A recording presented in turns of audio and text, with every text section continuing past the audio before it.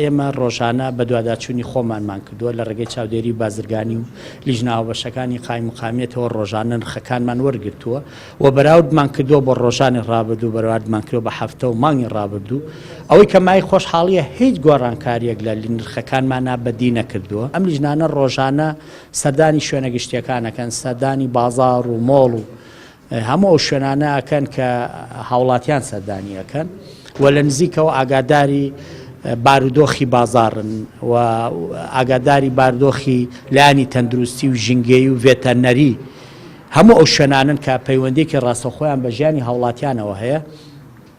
ئێمە بەردەوامە بین لەسەرەوە بە دوواداچوونانە و بە دوواداچوونەکانیشمان زیاتر ئەەکەین ئەوەی کە عیلاقی بە مەسائلی نرخەوەیە. وەکو پێم وتن هیچ گۆڕانکاریەکمان لە نرخەکانان نییە، نرخەکانمان وەکو خۆیەتی هیچ زیادەیەک بەدی ناکەین و خوا نەخواسە هەر کەسێکیش بێوێ ئیستیغلالی ئەو بارودۆخەنوێی ژیانی فەرمانبەران بکات، ئێمە بە توندترین شێوە سزایە دەین و ڕێکاری یاسایی لە دژیەگیری نەبێت.